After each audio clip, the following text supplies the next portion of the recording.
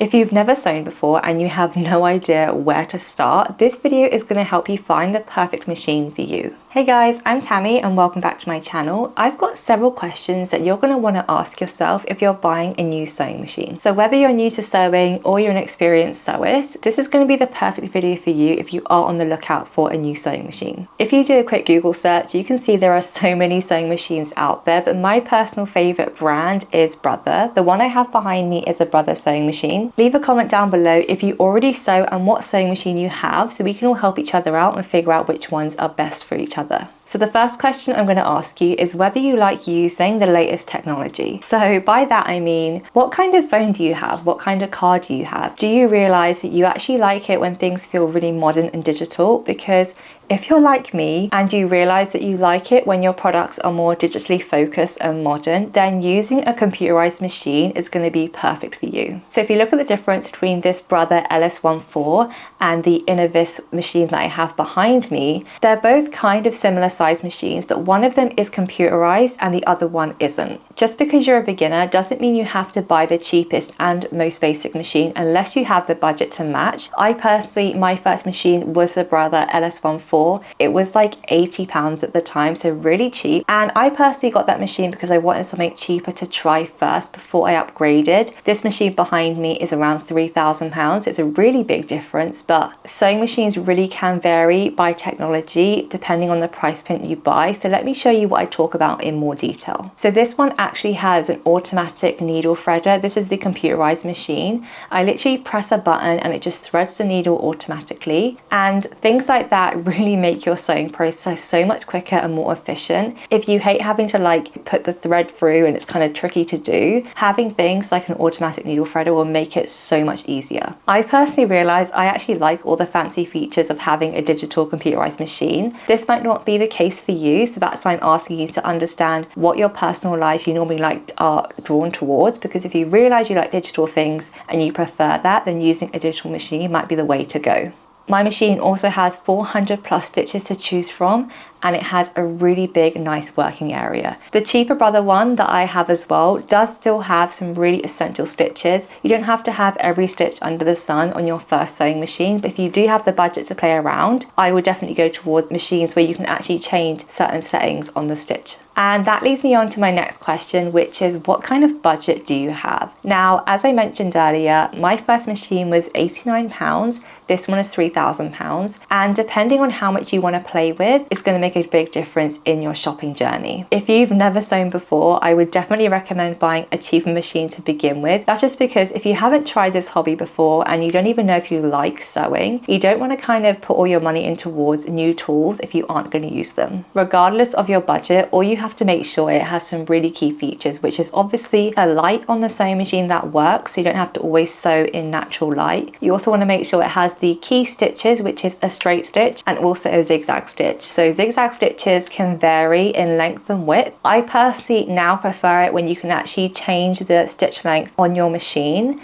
If you don't have this feature, that's okay. The Brother LS14 does have different types of zigzag stitches, as you can see here. You also want to make sure that it can do a reverse stitch, and that's basically really useful when you do things like back stitching, which is when you sew over the seam at the start and the beginning of a stitch, and that's just so it secures it in place. I'm pretty sure all machines do come with this feature, but you never know. Make sure you check that your machine does have this because it's essential for sewing any seam. My next question is to ask yourself, what kind of sewing experience do you have? So by that I mean, are you a complete beginner or are you an advanced sewist? Features like adjusting the sewing speed when you're sewing is going to make it so much easier for you if you're a beginner. I basically, on my new machine, I can slide this dial and it changes how fast it actually lets the machine sew. This is what the slowest speed on the sewing machine looks like in real time, as well as what the medium speed looks like and also what the fastest speed looks like. And even though you can't tell on the stitching, you can really see the difference when you're sewing at how quick and efficient the process can be. It seems like a really simple feature, but actually when you're sewing, sometimes you might find that you're kind of rushing, and if you set the feature to a lower speed, you're naturally going to have to take more time when you're sewing and ultimately give yourself more time to make sure you're sewing everything neatly. But then again, if you're an advanced sewist and you realize through your sewing journey that you really hate it when you have to thread a needle and it takes so much time, then features like the automatic needle threader that I showed earlier in the video is really going to be beneficial and is something you might want to look for in a sewing machine. There's also features like automatic buttonholes. I know on the Brother LS14, when I first used that machine, the buttonhole actually gets you to sew up,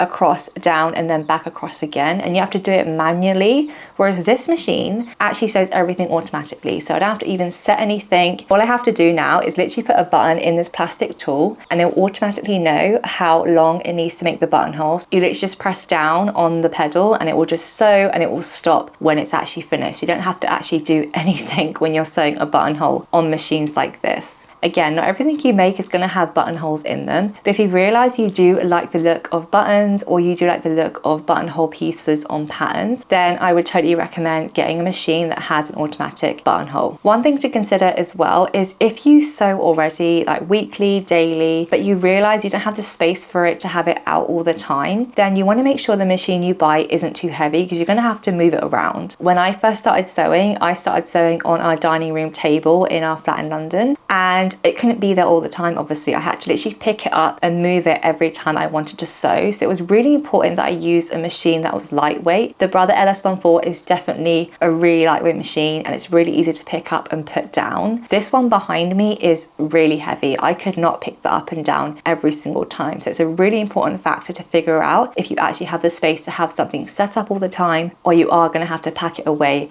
after each session. I think it's also really important to ask yourself what you want to sew. I've so far only talked about sewing machines. I also do have an overlocker, and overlockers definitely aren't necessary when you're first starting out your sewing journey, but they're really useful if you want to professionally finish your seams, or you realize you really want to sew lots of stretchy fabric projects. But as long as your sewing machine has a zigzag stitch, you can sew any sewing project that's out of stretchy fabric. The reason why you want to use an overlocker over a zigzag stitch is because I find personally using an overlocker gives a much neater finish and has a more durable seam than a zigzag stitch. If you're just sewing smaller projects like tote bags or scrunchies or tops and skirts, so it's not really big projects that are going to have lots of layers of fabric, or you're not sewing through like leather or lots of kind of denim, then using a sewing machine like the Brother LS14 will be perfectly fine. This machine behind me is such a great machine, and that one can really sew through so many different layers. I've not had any problem when I'm sewing through denim, which sometimes that can happen when you are sewing on less expensive machines. So kind of have a think about what you want to sew and if the sewing machine you're looking at is going to last you so many years. I also didn't realize the other day that this is actually a quilting machine as well, so you can quilt fabric on it, and there's lots of different features specifically for that. So again, if you realize you want to sew but you're mainly going to want to quilt pieces, it might be really useful to find a sewing machine that has quilting features as well. Again, all these things are kind of things you might not figure out until after you started sewing, but I think in general getting a cheaper, more inexpensive machine is probably the best thing to do as a beginner. And then if you realize you love sewing and you want to embroider, or you want to quilt more, or you want to sew through really thick fabric, then you can totally upgrade your machine to cater to your needs. I know it can be so overwhelming when you want to start a new hobby, but you feel like there's just so many things that you have to buy first. So I hope this video has given you a bit more clarity on what you should look out for if you're buying your first sewing machine. All of these questions that I asked today are super personal to you and your journey, so try to sit down and have a think about what you want to sew, what your budget is, and the key features you personally would really like to have. That way it's just going to be so much easier to find something that's going to be perfect for you. All the machines that I've mentioned today in this video are Brother machines. I'll leave a link down below to all the ones that I mentioned. Thank you so much for watching. I hope you enjoyed this video, and definitely leave a comment down below if you already sew and what sewing machine that you have, so you can help everyone out in the comment section and we can have a bit of a discussion. I have been sewing for 5 years, and honestly it has been the best hobby I've ever picked up, and now it's become my full-time career. So if you are starting your sewing journey and you're wondering if it's worth it, it definitely is.